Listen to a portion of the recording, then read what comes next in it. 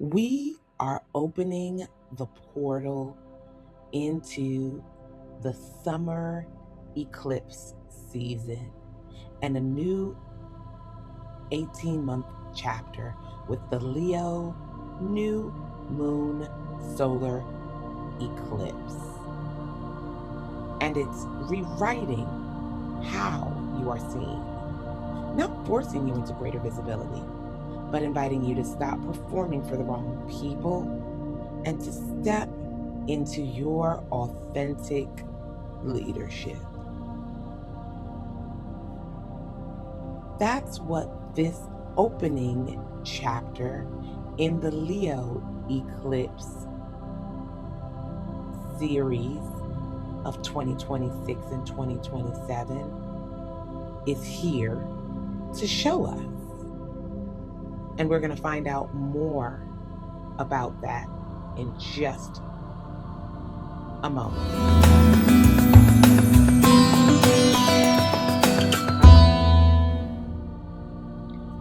I want to welcome you to the 8th House Wisdom channel. I'm Melissa of 8th House Wisdom, Stellar Planning Architect, and Sacred Systems Priestess. Today, we are working with the Leo new moon total solar eclipse through my Lunar Wisdom Formula. I want you to note that this is not a standard new moon intention setting moment. This is eclipse energy, and that requires receptivity and observation. We are entering a new 18-month visibility and identity chapter that is falling along the lines of Leo and Aquarius.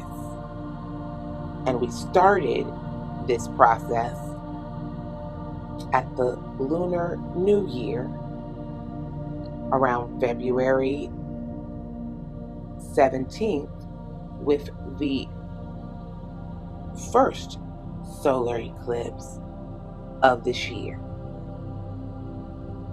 Since July 2026, particularly July the 26th, we experienced a shift in the lunar nodes, and we are now entering into a crossover chapter, our second one of eclipses, where we have one series outgoing and another series incoming.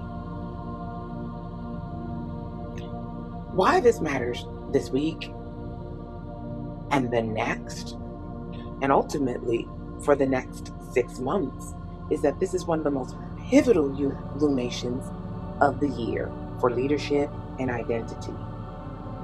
Capricorn is the sovereign archetypally in the way that I work with astrology, but Leo also represents that energy. Leo represents an energy of self-leadership, but it also is ruled by the sun. So historically, it has represented leaders of organizations and of countries. The importance of eclipses has been around the fact that they were highly accurate, predicted events for understanding leadership flow. When leaders would rise, when leaders would fall, sudden death, sudden exposing of information that changes tides. That's the power of the moon blocking out the sun, or the sun blocking out the moon. This new moon total solar eclipse is a huge signature, an energetic event that will start a chapter that we will have one additional visitation of in 2027. This is the start of eclipses in the Leo rule area of your chart, inviting you to remove older ways of being so that new identity can emerge. The questions that this is activating are not just about how to become more visible, but how to be authentically visible in places that matter to you. This week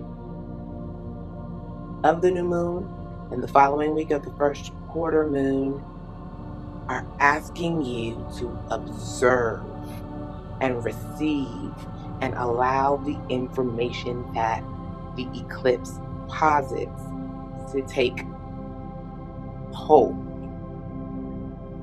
rather than trying to direct, control, or intend. This is why I don't recommend ritual work around setting intentions for solar and lunar eclipses. They come with their own power, their own illumination, and their own agenda on what they plan to touch on. And their energy signature tends to dominate. So better to reserve your energy and put it forth in support of what shows up during an eclipse than become emotionally attached to a plan that may not get off of the ground, because fate and the series of repeating eclipses have you working in another area. For the astrology context, I want to speak just specifically about this lunation and event. The Leo new moon total solar eclipse happens on August 12th, 2026 at 20 degrees Leo. The eclipse for Eastern time happens around 11:35, and the moon is new around 1:25 p.m. With the nodal shifts, Leo is now inhabited by the south node of the moon.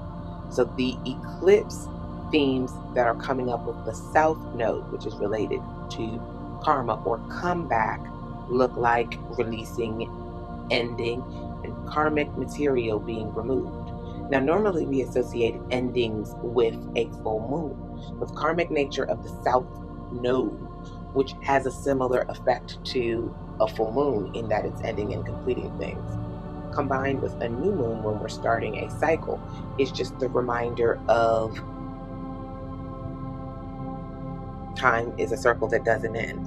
It's why my business symbol or sigil is on a Ouroboros, a snake that eats its own tail. There is no beginning or end. They flow simultaneously. So new moons represent beginnings, but this translation indicates that in many respects, new beginnings will be birthed through sharp endings. And this opening chapter is going to precede the final Pisces lunar eclipse on August 27th or 28th, depending upon where you're at in the world, which is closing out the Virgo Pisces eclipse cycle that began in 2024 around September.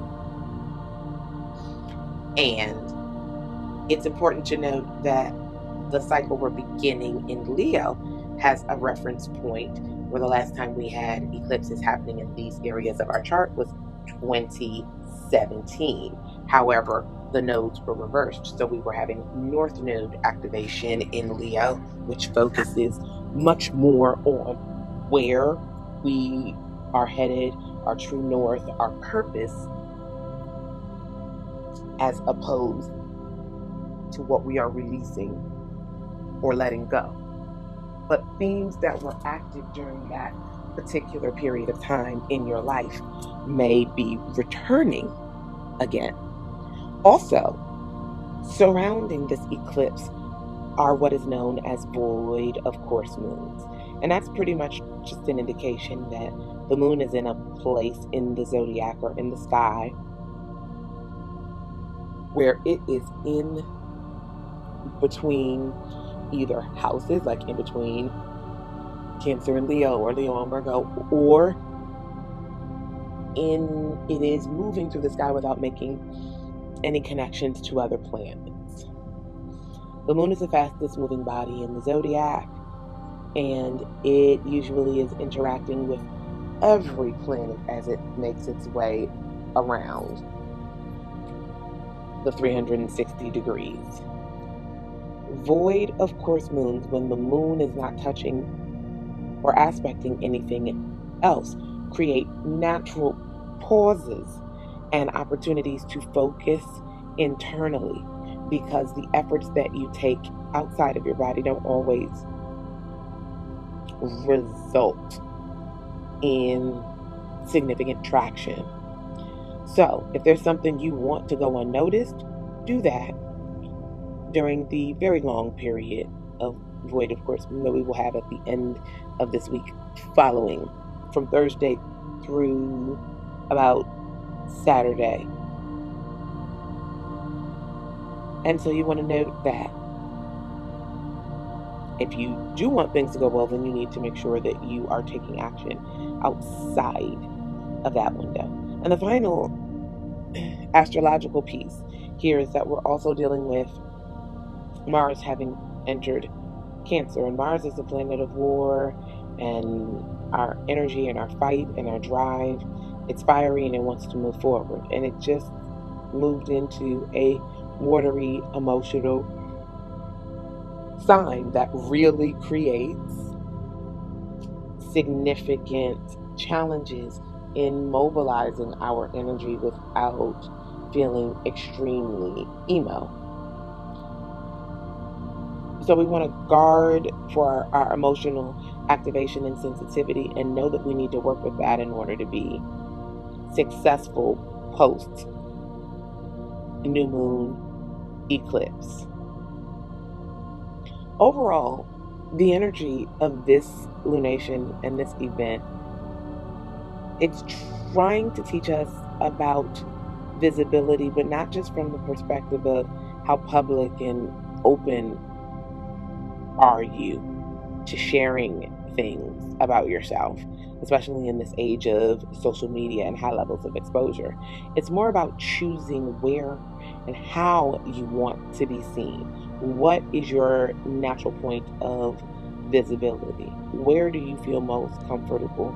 And as if visibility is reflective of who you really are and are becoming. Because eclipses really having a way of removing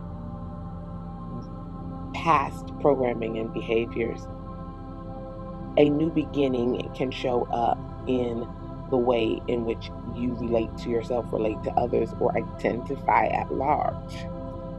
Your job is really to observe and allow what is showing up in and around this eclipse, internally and emotionally, and not try to control or direct any outcome, because eclipse energy is primarily received and taken in. It doesn't respond well to rituals that aren't aligned with its chaotic agenda, which we don't usually get to find out until it unfolds, or intention setting that could take you far away from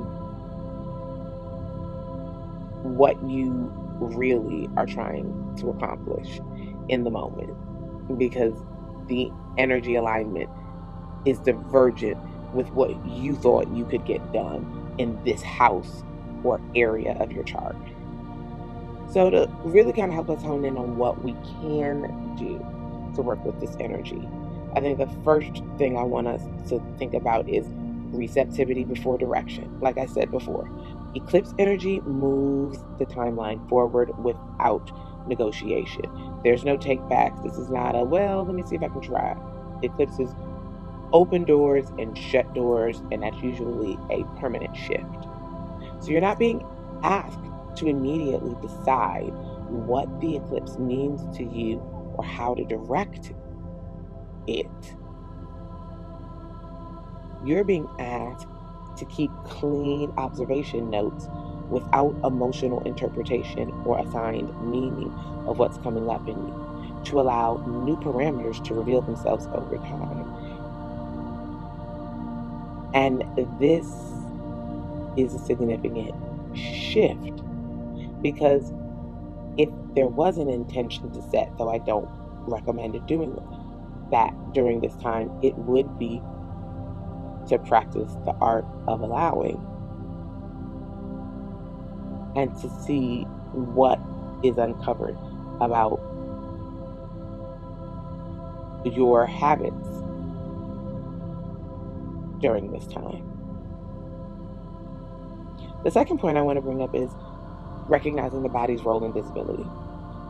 Leo, from a body wisdom perspective, it rules the heart, the spine, our sense of inner warmth, our creative expression, our circulation. And so I want you to think about that as we attend to how our body processes visibility before our mind does. Our body, our sensory motor system, is what's picking up on whether or not it's safe to be seen or safe to be known. And that is not something you can go upstairs in your brain and convince your body to believe if it got triggered in contraction. Now, expansion and contraction both carry amazing information, right? Heat, adrenaline, grief, and relief are signals to let the body know how it's experiencing exposure and what its preferred visibility rhythm is. We just have to see the pattern for what it is instead of grappling with and negotiating more of what we imagined without reflecting on capacity. We have got to learn our visibility rhythm and give ourselves permission to listen to what the body communicates rather than override it with logic, because the body did not ask the brain if it was a good idea to feel a particular kind of way. That's not what happens. And our next point is, I want you to think about visibility as a rhythm. Think about the Lunar Wisdom Formula and the process of the flow and the ebb as on stage and off stage cycles, which are both necessary as someone who identifies with feminine energy. There is no need to be visible and useful for visibility's sake only. To be authentically visible, we need to choose the form of visibility which aligns with the person we are becoming. That could be your voice. It could be your physical presence. It could be your product, artwork, or things that you've already created and that are going forth to represent you. But you want to find an authentic form of visibility, because that visibility doesn't drain you, it empowers you. And we want to think about the fact that performance has a natural ebb and flow, just like the moon itself. That consistency is a fallacy for women, because the moon is never consistently in the same phase. So the idea of trying to map all of those things out just don't work. We've got to get into a habit of maximizing peak periods and identifying where they are, and strategically planning rest as revenue during the down periods so we get more done in less time. That means the system also has to be sustainable so that it honors both the expansion you want to feel in your body, doesn't trigger a sense of retreat because it feels heavy. I have to do this for myself and everyone else. And it does not put you in a space of perpetual visibility like you're on a hamster wheel that feels unnatural and unnerving and essentially short circuits your energetics. So when we're thinking about practical leadership and just the capacity management applications here, I want you to think about this new moon not as an intention setting, but as allowing information to come in and then performing an audit. Auditing which people, which platforms, which spaces are causing you to perform in ways that don't align with who you really are at your core, but you're doing it because it's what you think you should be doing. You want to identify which visibility is authentic versus obligatory. And we want to focus on releasing any commitments that we have to the wrong audience or the wrong allegiances or alliances because we're loyal, because we follow through with our word, because that is serving as an energy leak. And we want to choose one area where we can show up more authentically, really more of ourselves, and can build in the habit of appreciating that there's a time for recovery and being internal, and that is not a wasted period of time. It's not separate from the cycle of visibility as someone identifying with feminine energy. It's a chief part of it. So as we're thinking about all of this, I want you to kind of reflect on a few questions as it relates to the Leo area of your chart and the themes of creativity and visibility. Where do you want to be seen? And where do you actually need privacy? Additionally, I want you to ask for the South Node activation, what old way of being known am I ready to release?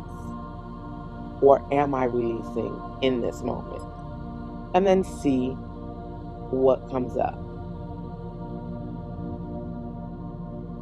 This Leo total solar eclipse is not demanding that you shuck and jive, get on Instagram, TikTok, or any of those things any more than is absolutely necessary for your makeup. It's inviting you to become more authentically visible in a way that allows you to stand out in a sea of people who are all trying to grab a hold of the shine in a space of visibility. I want you to think about and observe what emerges when you think through these things. I want you to trust the sensations in your body and learn how to honor them, even if you can anticipate that it will make other people uncomfortable. We have to allow ourselves the time and the space to become a new version of ourselves. After the disruption of the new moon lunar solar eclipse for Aquarius at the Lunar New Year, we're getting into a much more actively disruptive pattern, disrupting our ideas, disrupting what we have thought of as traditional, leaning in to innovation. And as we talked about in the Aquarius full moon that just happened 2 weeks ago, disruption can be a wonderful thing when it's dismantling the very structures that are keeping you in place. So it's important to acknowledge that disruption and how you have known it is not failure, it's evolution. And hopefully that gives us greater integration and greater understanding of why we have gone through things and we're still standing. And it helps us turn shit into gold. But that, wise ones,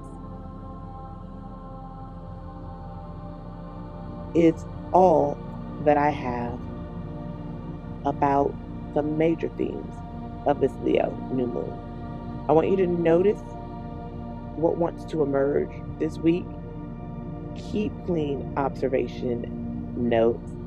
And if you want to take what I'm saying here, or even the tools that I am providing in thinking through a little further, then join the Feminine Flow Masterclass to learn how to work with the visibility and capacity cycles across all the rest of this year's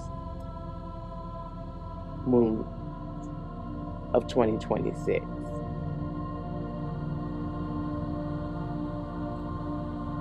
And remember, timing is everything, and life and business do come with an instruction manual. It's written in the stars. Until the next episode of the new Lunar Wisdom Formula podcast, I'm sending you so much light and love. Blessed be.